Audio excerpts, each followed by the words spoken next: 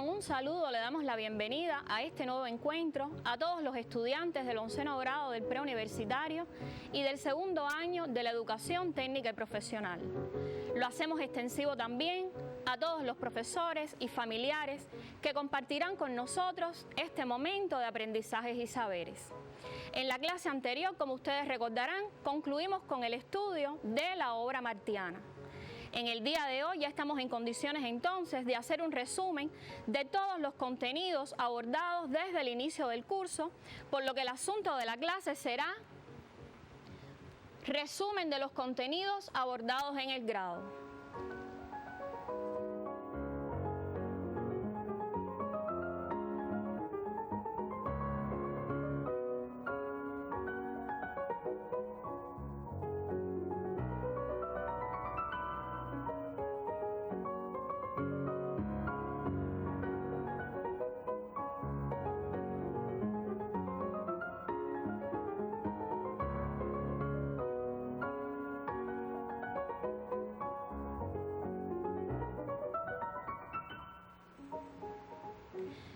A hacer durante la clase. Primero, vamos a recordar los géneros y los movimientos literarios que hemos abordado durante esta etapa y luego los contenidos literarios, gramaticales y ortográficos que deben dominar hasta este momento.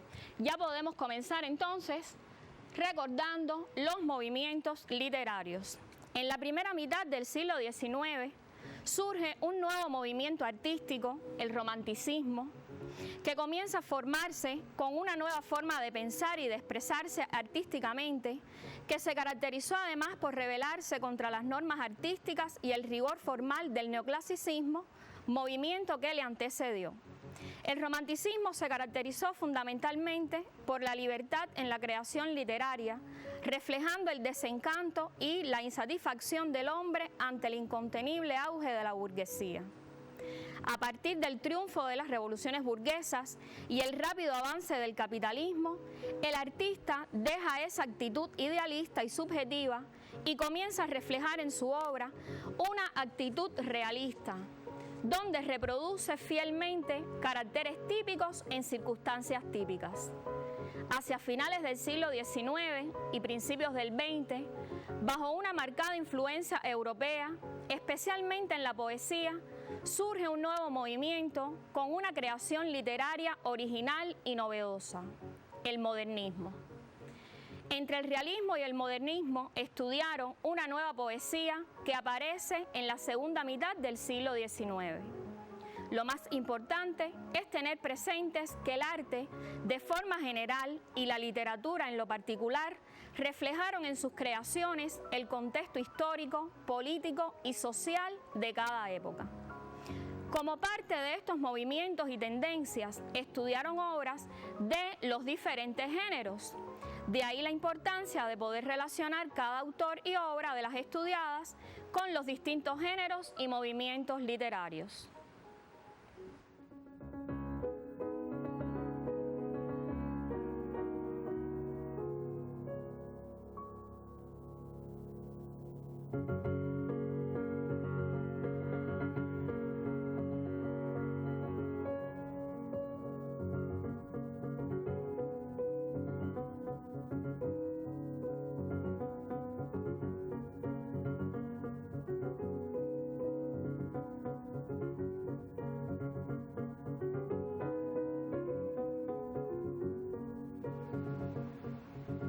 Después de este recorrido por los movimientos y los géneros literarios abordados, comencemos entonces por el primero de los movimientos que estudiamos. Observemos las características y quiénes fueron las figuras más representativas. Iniciamos el curso con el romanticismo, movimiento que se desarrolló en Europa y América fundamentalmente en la primera mitad del siglo XIX. Como les dije al inicio de la clase, rompió con las normas artísticas y el rigor formal del neoclasicismo y evidenciaron un profundo amor a la libertad y la espontánea expresión de los sentimientos.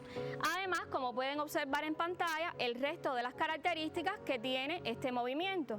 Se los dejo unos segundos, pero no es necesario que las copien, pues las pueden encontrar en el libro de texto.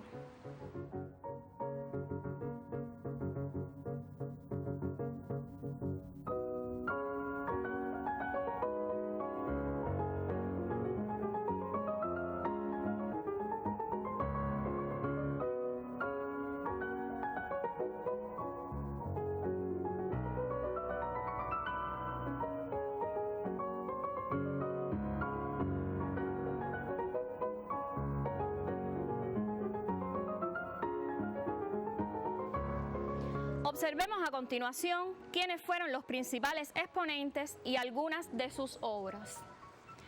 El primero de ellos es el poeta cubano José María Heredia, que se ganó el sobrenombre del Cantor del Niágara por su oda a las cataratas del río del mismo nombre.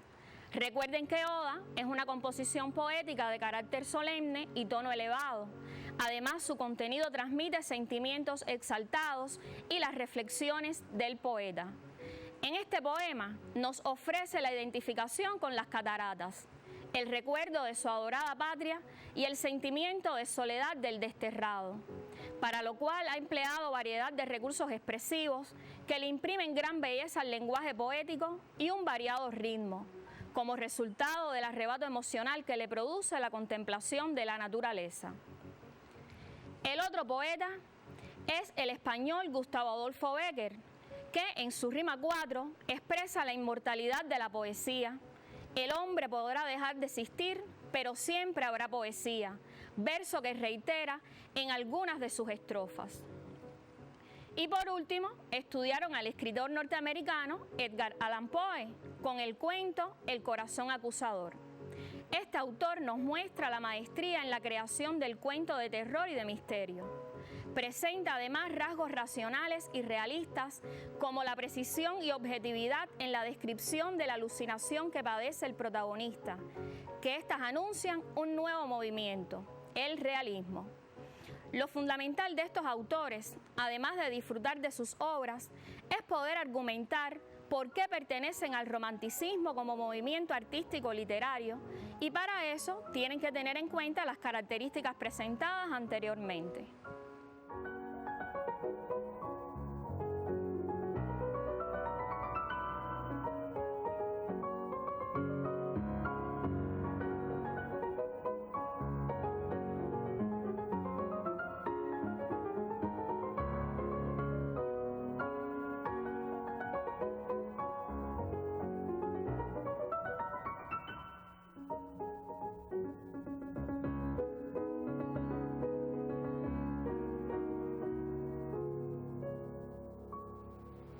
Otro de los movimientos literarios estudiados fue el realismo, con las obras Papá Goriot y el drama realista Casa de Muñecas.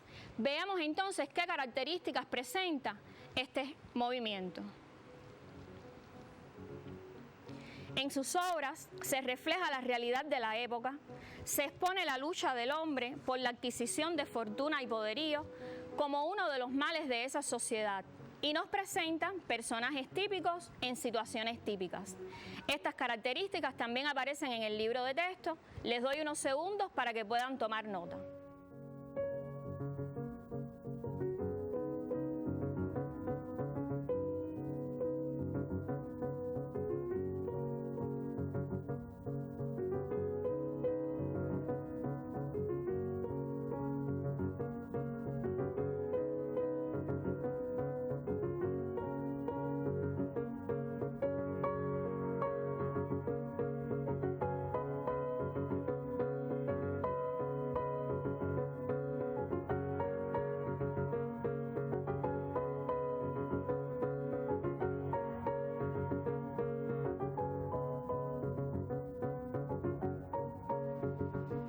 Observemos a continuación quiénes fueron sus principales exponentes. De este movimiento, como decíamos, estudiaron Papá Goriot del francés Honoré de Balzac y Casa de Muñecas del noruego Henrik Ibsen. En pantalla tienen los elementos fundamentales que no pueden dejar de estudiar de estas obras. Les doy unos segundos para que puedan copiar.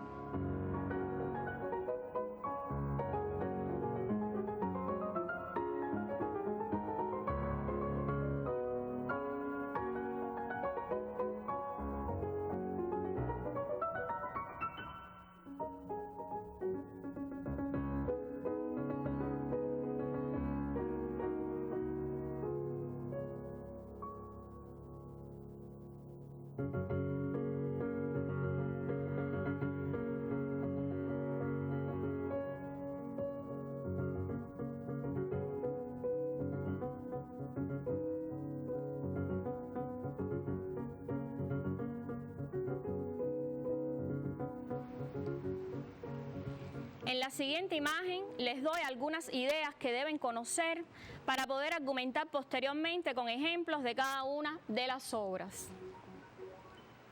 En Papá Goriot se ofrece una pintura de los personajes y ambientes de la realidad parisiense.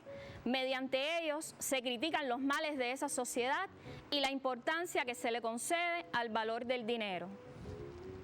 En Casa de Muñecas se revela la posición social de la mujer, representada en esta Nora por personaje que va tomando conciencia de sus derechos. En los diálogos se expresan ideas que se funden para revelar la tesis del ser humano frente a su conciencia, frente a una sociedad que los hace mejores o peores. Recuerden además que el dramaturgo Ibsen se le conoce a su obra como teatro de tesis o de ideas.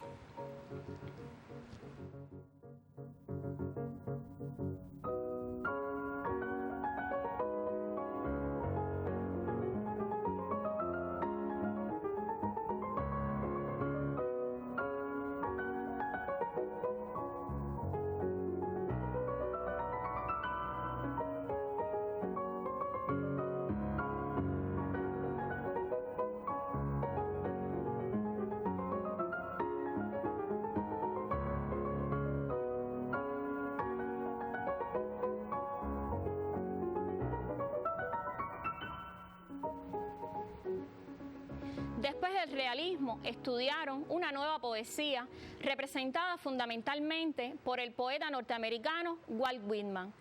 Recordemos cuáles son las características de su poesía. Ya las tienen en pantalla, pueden tomar notas y les recomendamos la lectura del poema Canto a mí mismo, donde pueden apreciar el carácter democrático de su poesía. Le canta al hombre con sus necesidades y urgencias, introduce una nueva fuerza de fe en el futuro y en el progreso de la humanidad. Utiliza para esto un lenguaje más coloquial y para nada discriminatorio. Tienen un tiempo para que puedan copiar las características principales.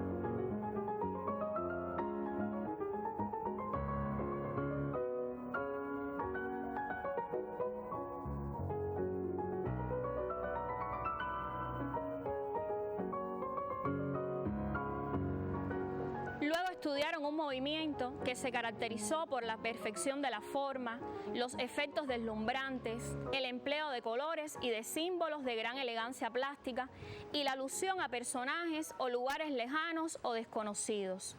Estamos hablando en esta ocasión del modernismo. Su figura más representativa fue el nicaragüense Rubén Darío.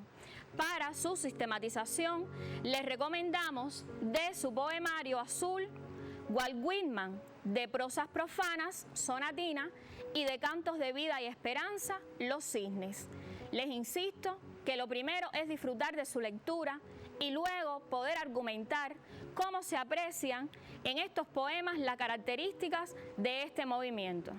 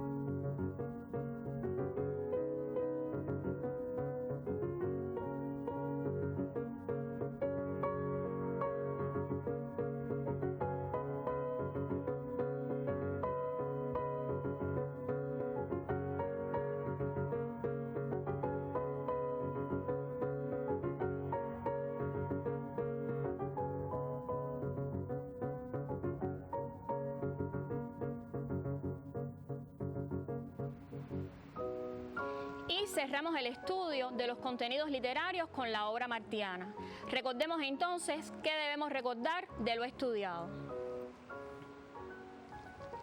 Estas son algunas de las características que hacen peculiar a la obra martiana. No tienen que copiarlas ahora todas, aparecen en las páginas 88 y 89 del libro de texto. Se las dejo unos segundos para que puedan leerlas y así poder recordar.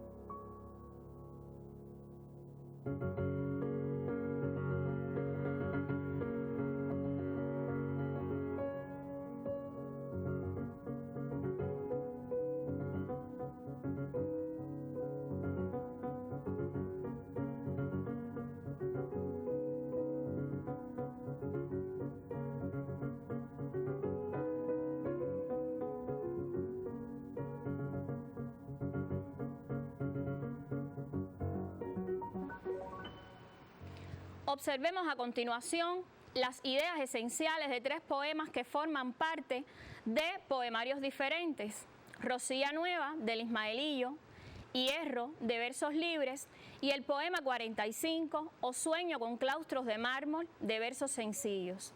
Es bueno que lo sepan identificar porque cada uno de ellos se corresponde con diferentes momentos de la vida de José Martí. Les doy un tiempo para que puedan tomar nota.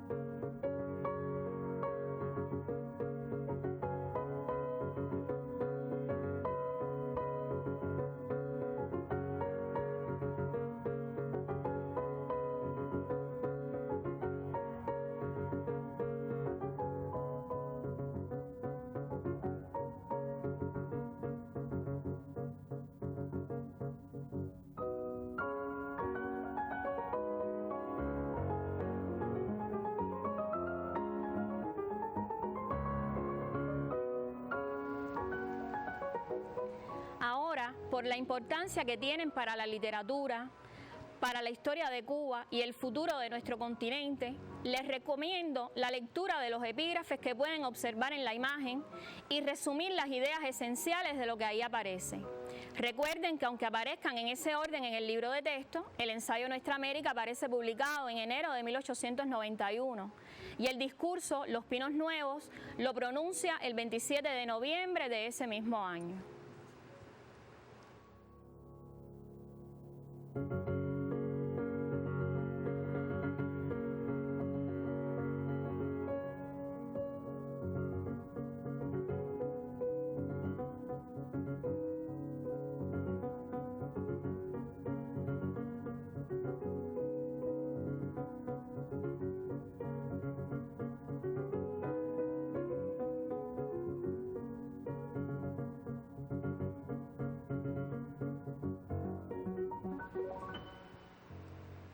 A continuación les presento las ideas principales que se exponen en cada uno de los párrafos del ensayo Nuestra América.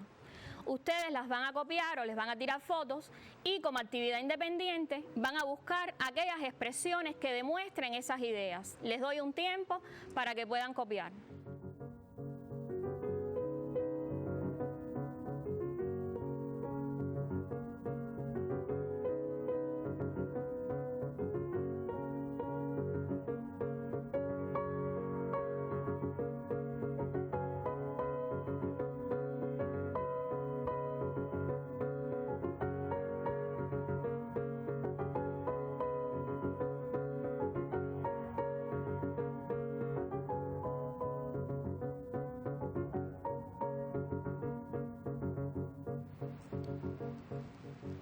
Aquí tienen el resto de las ideas de este mismo ensayo. Pueden copiarlas.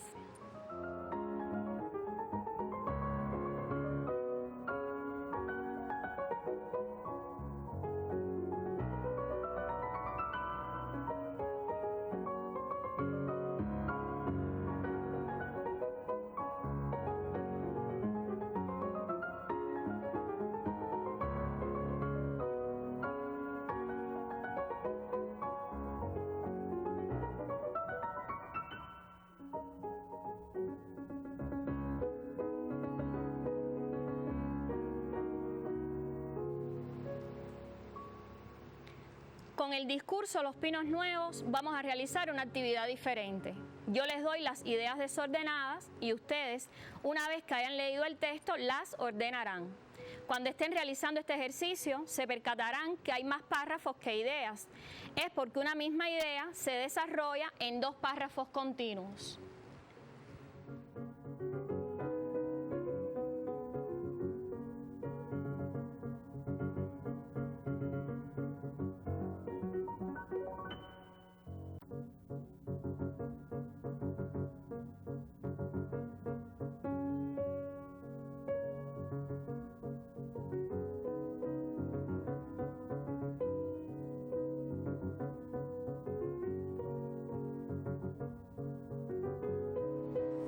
Hasta aquí todo lo referido a los contenidos literarios, pero en nuestra asignatura además estudiamos, recuerden, la gramática y la ortografía. ¿Qué debemos recordar de los elementos gramaticales? En cuanto a estos, estudiamos la oración compuesta, que es aquella que presenta más de una oración gramatical. Recuerden que para identificar una oración gramatical no siempre nos podemos guiar por la presencia o no de formas verbales, porque existen oraciones unimembres que carecen de forma verbal y también constituyen oraciones gramaticales. Estas a su vez se clasifican atendiendo al tipo de enlace en coordinadas, que son aquellas que se relacionan entre sí mediante el empleo de conjunciones que constituirán un nexo gramatical. De acuerdo con el tipo de conjunción que se utilice, así será su clasificación. Por tanto, pueden ser copulativas, disyuntivas o adversativas. La oración compuesta también se puede clasificar como yuxtapuesta, que serán aquellas que carecen de nexo gramatical y se enlazan mediante signos de puntuación como elemento ortográfico. Por último, están las oraciones subordinadas, que dependen sintácticamente de una oración principal. Hasta este momento del curso solo han estudiado las sustantivas, que cumplirán en la oración las mismas funciones que un sustantivo en una oración simple, entre las que se encuentran las de sujeto, complemento directo, complemento indirecto, circunstancial y complemento preposicional.